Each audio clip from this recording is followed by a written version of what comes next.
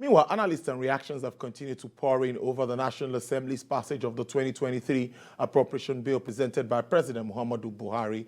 Before the passage, the appropriation bill spending of 20.5 trillion naira was raised to 21.82 trillion naira. Speaking on Business Nigeria, Managing Director and Chief Business Officer of Optimus by AfriInvest, Mr. Ayodeji Ebo, who was a guest on the show, painted a picture about the fundamentals of Nigeria's 2023 budget.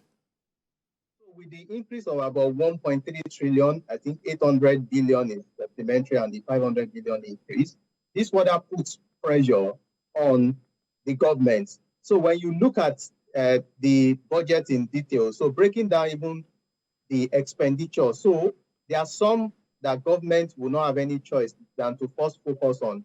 So when you look at debt servicing, which is about 6.3 trillion, that is almost 80% of the projected revenue.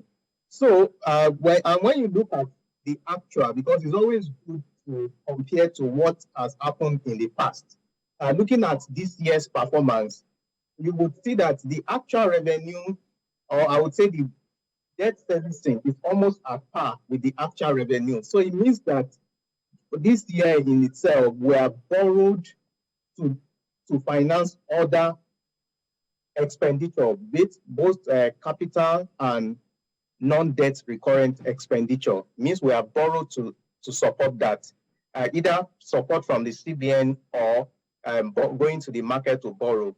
So that in itself makes the budget ineffective, because the more the borrowings, the less effective the budget, because most of the actual revenue that you would get will be going into non-productive areas.